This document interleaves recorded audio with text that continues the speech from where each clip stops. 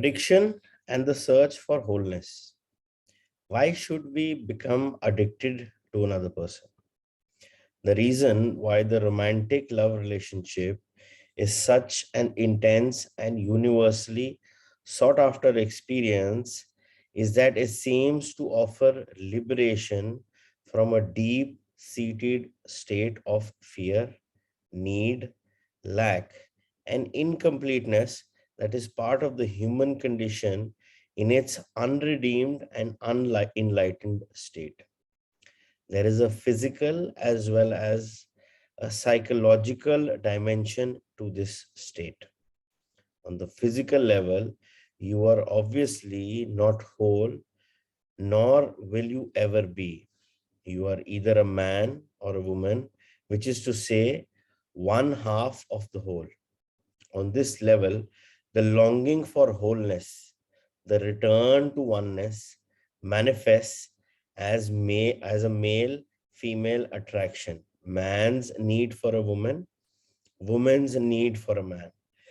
It is an almost irresistible urge for union with the opposite energy polarity.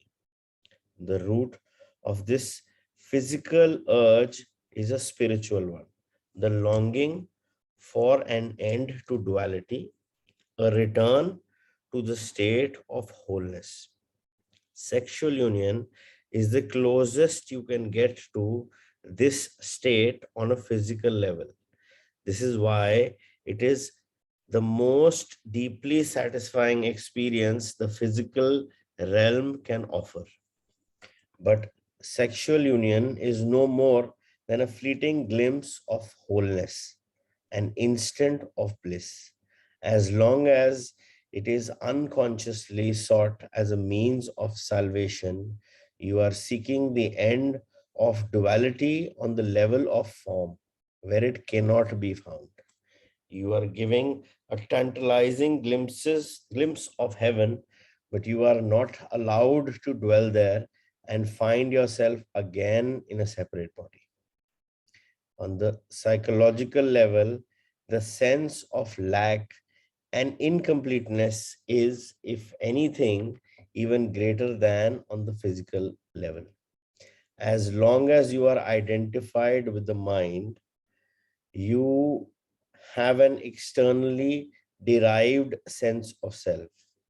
This is to say, you get your sense of who you are from things that ultimately have nothing to do with who you are.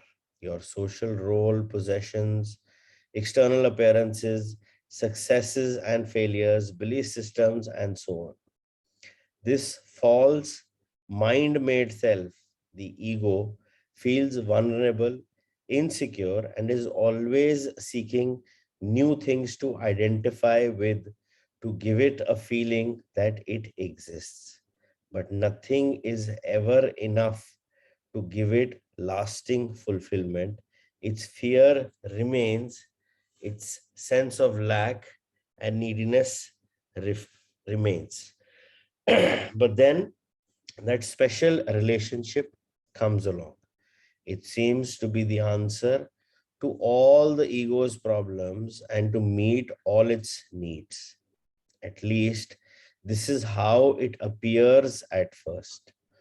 All the other things that you derived your sense of self from before now become relatively insignificant. You now have a single focal point that replaces them all, gives meaning to your life, Papa, and through Papa, which you define quiet. Your identity. Papa, I'm being quiet. Okay, excellent. The person you are in love with. You are no longer a disconnected fragment in an uncaring universe, or so it seems. Your world now has a center, the loved one. The fact that the center is outside you and that therefore you still have an externally derived sense of self does not seem to matter at first. What matters is that the underlying feeling of incompleteness, of fear, lack, and unfulfillment, so characteristic of the egoic state, are no longer there, or are they? Have they dissolved, or do they continue to exist underneath the happy surface reality? If in your relationships you experience both love and opposite of love, attack, emotional violence, and so on,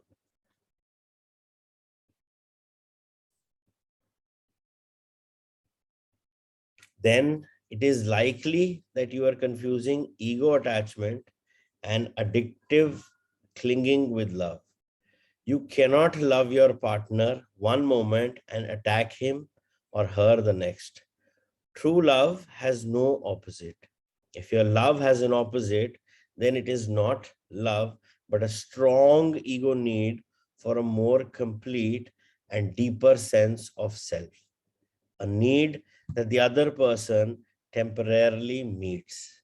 It is the ego's substitute for salvation, and for a short time, it almost does feel like salvation.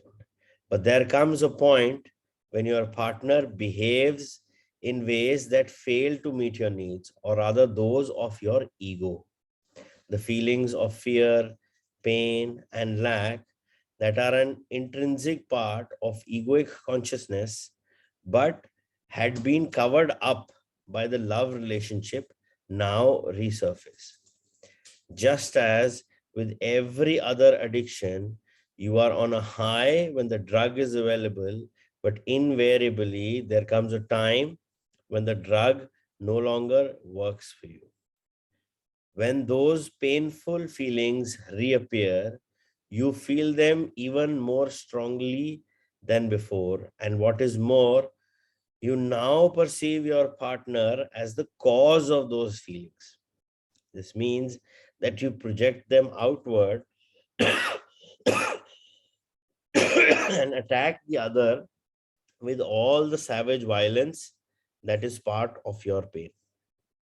This attack may awaken the partner's own pain, and he or she may counter your attack.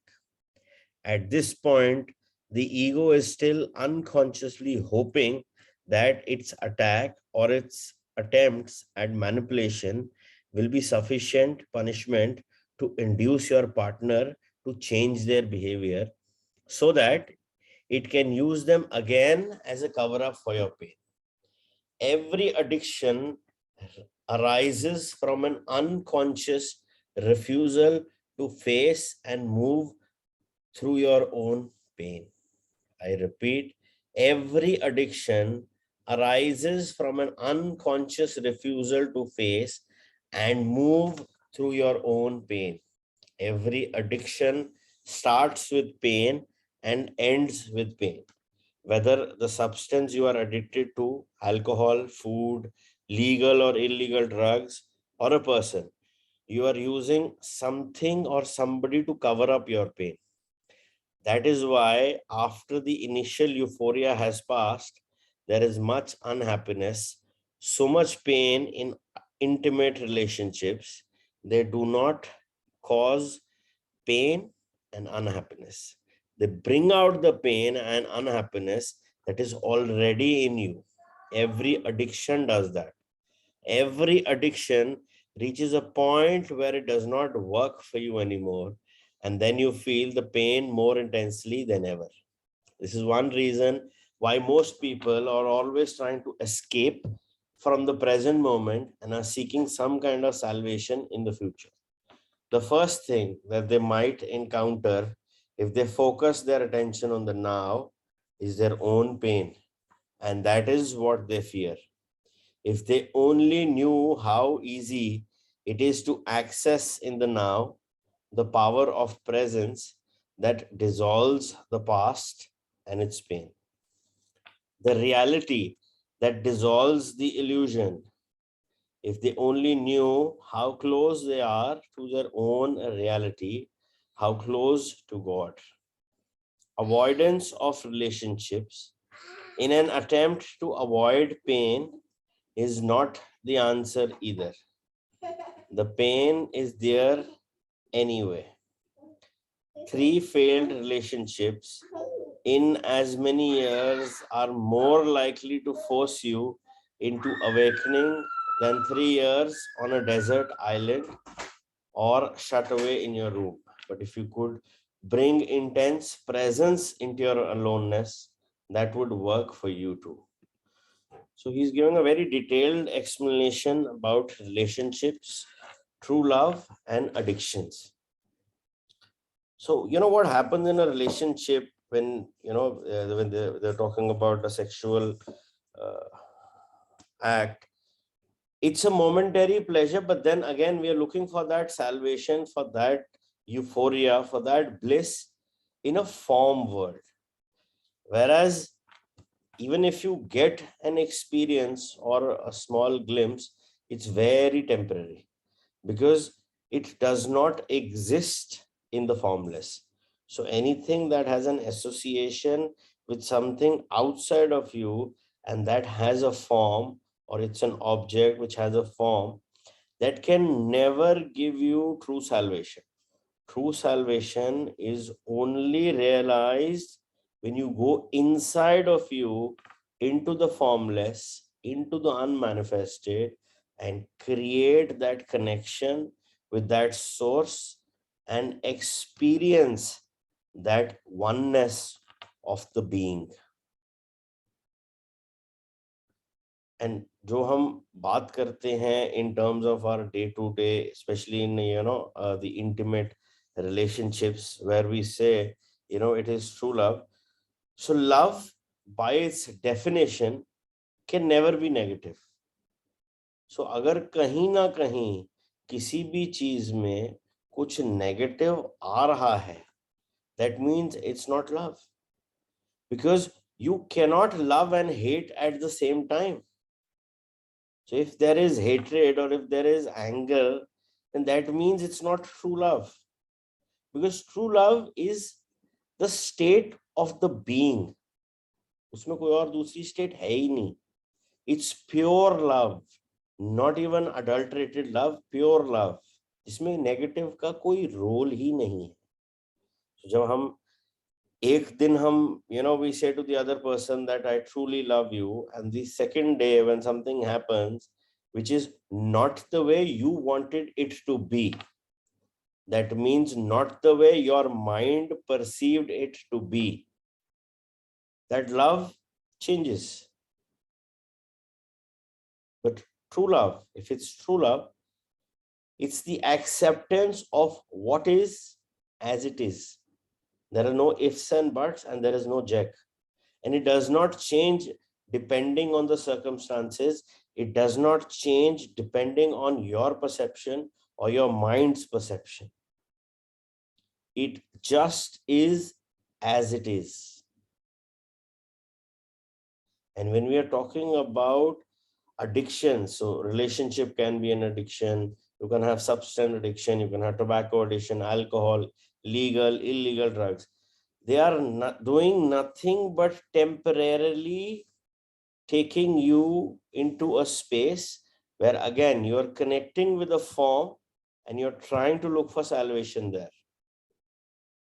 Whereas whenever you connect to anything that is outside of you, it can never give you true salvation. It is a momentary glimpse, a momentary illusion.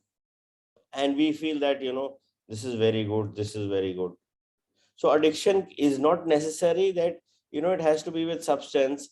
Even a lot of people are addicted to praying. That's also an addiction. So an addiction by definition says where you are, doing it at a particular time, and if you don't do it, you feel not at ease. You feel diseased. So even if you're praying, that's also an addiction. So even if you're smoking, that's an addiction. You're having alcohol, that's an addiction. Even if you're studying, that's an addiction. So everything, if it's an addiction where you start getting uncomfortable if you have not done it, it's labeled as addiction. So we need to be away from all addictions. चाहे वो अच्छे result दे रहे, चाहे वो बुरे results दे रहे. Everything has to be enjoyed in the now. You enjoy praying, pray, but be in the now. You can't be praying, please God, give me this, please God, give me this, and you are associating yourself with the future event. That's not being present in the now. So whatever you are doing, if you are in the moment, you are in the now, and you are in acknowledgement and acceptance of the now of what is as it is, that means it's a state of pure love. It's a state where you accept, acknowledge first, and accept each and everything as it is, without your mind coming into the picture, without any judgment, without any expectations, without any criticism, and without any comparisons. So जब हम उसको Jack से हटके, जब हम in the now में रहते हैं and accept things as they are and not the way we are trying or the mind is trying to perceive them, or not the way the mind is trying to judge them or label them, that's not true acceptance, that's not true acknowledgement, because there is judgment at play. So always be very clear of working with the mind from the premise of Jack. Then only you will be able to realize and be in that mode of acknowledgement or acceptance of things coming to you as they are.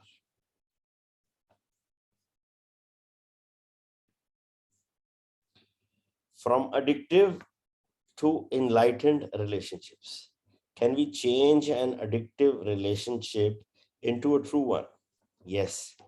Being present and intensifying your presence by taking your attention even more deeply into the now. Whether you are living alone or with a partner, this remains the key. For love to flourish, the light of your presence needs to be strong enough so that you no longer get taken over by the thinker or the pain body and mistake them for who you are.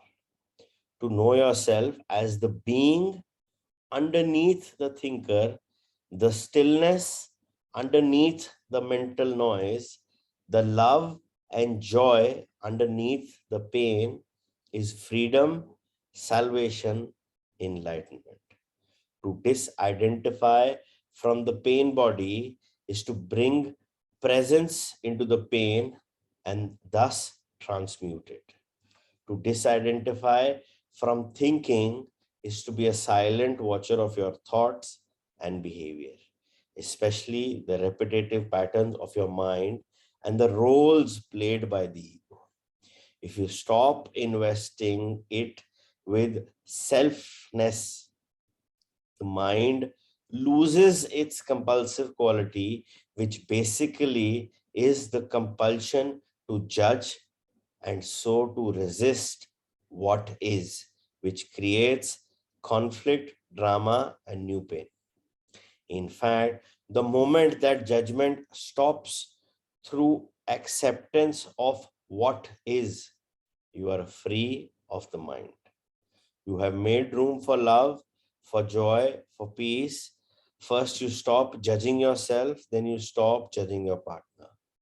The greatest catalyst for change in a relationship is complete acceptance of your partner as he or she is, without needing to judge or change them in any way. That immediately takes you beyond ego. All mind games and all addictive clinging are then over. There are no victims and no perpetrators anymore, no accuser and accused. This is also the end of all codependency, of being drawn into somebody else's unconscious pattern and thereby enabling it to continue. You will then either separate in love or move even more deeply into the now together, into being. Can it be that simple? Yes, it is that simple. Love is a state of being. Your love is not outside, it is deep within you.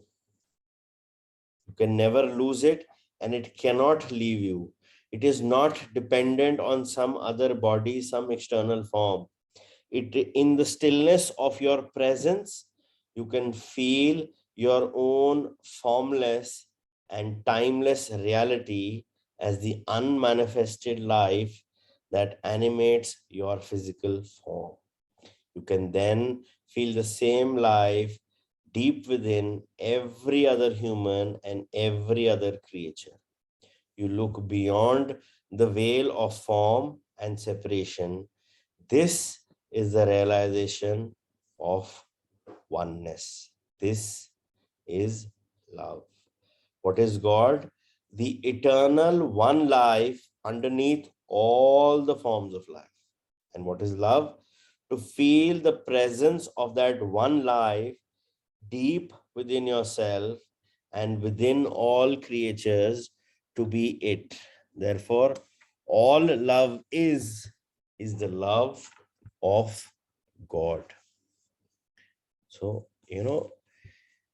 when we are in this journey, the more we try to get uh, rid of the judgments of the mind, and it starts with basically first judging yourself and then judging others. Because जो भी वो judgement आ रही है वो ego की आ रही है, वो माइंड की आ रही है. तो वो जजमेंट जहां से भी आ रही है, चाहे वो अपने लिए आ रही हो, पहले उसको खत्म करो, फिर वो किसी और के लिए आ रही हो तो उसको खत्म करो. Because till the time that judgment is there, till the time that judger is active, the mind is active. It's going to continuously play a lot of other games here and there, and it will not help you go beyond that form state. So you need to get beyond that form state to the formless inside, to the unmanifested inside, to the connection with the source, with the true love that exists inside of us, to that state of oneness with the being where love is the only state and there is no duality there. It's just true love. There is no positive, there is no negative. It is just pure love.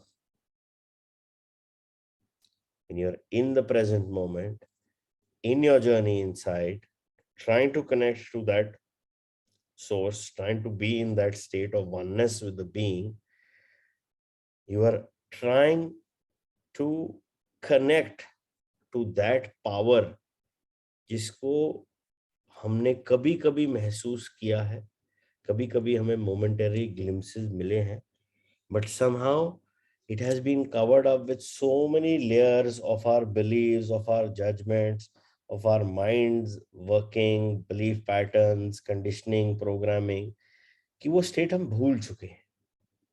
और अगर हम नहीं भी भूले हैं तो हम भटक चुके हैं, बिकॉज उसके ऊपर लेयर्स इतनी ज्यादा पड़ गई. So we need to be close to this true state of oneness, which is a self-realization on a journey inside into the formless, into the unmanifested. जितना भी form object के साथ association है, which we can see through these eyes. Now, what are eyes? Eyes are a part of how the mind works. So the mind works with the five senses. So whatever you see, it's not you who are seeing, it's the mind who's making you see. But when we close our eyes and there is still something that you see or visualize, that is what you are seeing. So अगर हम meditation में आंख बंद क्यों करते हैं and we try to visualize ourselves, that is what the being is seeing, not the mind. Because mind can only see with these two eyes, but the being can see with the third eye, which is between these two eyes. That is the vision of the human being. तो जो हम आंख खोल के देख रहे हैं into the form world, into everything that has a form, into everything that is manifested, is an illusion, and it is only visible to the mind. It is not visible to who you truly are. But when you close your eyes, and when the mind is unable to see through the two eyes you have, which are of the body, working in coordination with the mind, and when you close them, the mind is not visioning. It is you, the true source of being, who is visualizing that. That is, जब हम आंख बंद करते हैं, a lot of people say, concentrate on the point between both your eyes. That's your third eye, right here. So when we are concentrating here, and these two eyes are closed, mind cannot do anything. उस पास को vision ही नहीं आ रही. अब वो क्या करेगा? वो thoughts भेजेगा. यार दिख तो कुछ रहा नहीं है, ये तो मैं अंधा लग गया हो गया हूं शायद. थॉट्स भेजते हैं, thoughts, and then you get distracted with the thoughts. What you need to do is let that thoughts be, because वो थॉट्स भी माइंड के हैं. वो आ रहे हैं and we are trying to catch on to that thought. और जब हम वो थॉट को पकड़ते हैं, उसको अपनी एनर्जीज देते हैं, अपनी अटेंशन देते हैं, कहीं ना कहीं हम किसी पास्ट और फ्यूचर इवेंट में चले जाते हैं, और कहीं ना कहीं हम उसको जज और लेबल करना शुरू कर देते हैं. That is why we get swept away with those thoughts, because we are giving it our energy. But अगर हमने with our eyes closed, concentrating on this point between your two eyes and not giving energy to that thought, which is trying to take you either into the past or into the future, getting into some kind of a judgment or labeling, and just let the thoughts be. Then you concentrate here. That is where you make that connection to go deep inside of you. सो खाली eyes close करने से mind नहीं शांत होगा. Mind eyes close करने के बाद thoughts भेजेगा. हमें उन थॉट्स पे एनर्जी नहीं देनी है, बट हम उन थॉट्स को रेजिस्ट नहीं कर सकते, because the more we resist, the more they are going to persist. So we need to not give it our energies and just let it be, with a small reminder, okay, mind is sending thoughts, nice, let it go. Nice, let it go. But get your concentration here and try to look within. So this is a journey within. तब true concentration बनेगी, तब true connection to that thing which is inside of us, that true self, वहां से शुरू होगा. And yes, it does require a lot of practice.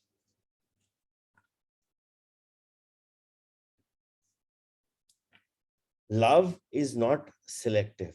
Just as the light of the sun is not selective, it does not make one person special. It is not exclusive. Exclusivity is not the love of God, but the love of ego. However, the intensity with which true love is felt can vary. There may be one person who reflects your love back to you more clearly and more intensely than others. And if that person feels the same towards you, it can be said that you are in a love relationship with him or her. The bond that connects you with that person is the same bond that connects you with the person sitting next to you on a bus, or with a bird, a tree, a flower. Only the degree of intensity with which it is felt differs. Even in an otherwise addictive relationship, there may be moments when something more real shines through, something beyond your mutual addictive needs. These are moments when both your and your partner's mind briefly subside, and the pain body is temporary in a dormant state. This may sometimes happen during physical intimacy, or when you are both witnessing the miracle of childbirth, or in the presence of death, or when one of you is seriously ill. anything that renders the mind powerless. When this happens, your being, which is usually buried under the mind, becomes revealed, and it is this that makes true communication possible. True communication is communion, the realization of oneness, which is love. Usually, this is quickly lost again unless you are able to stay present enough to keep out the mind and its old patterns. As soon as the mind identification return, you are no longer yourself, but a mental image of yourself. And you start playing games and roles again to get your ego needs met. You are a human mind again, pretending to be a human being, interacting with another mind, playing a drama called love. Although brief glimpses are possible, love cannot flourish unless you are permanently free of mind identification and your presence is intense enough to have dissolved the pain body, or you can at least remain present as the watcher. The pain body cannot then take you over and so becomes destructive of love.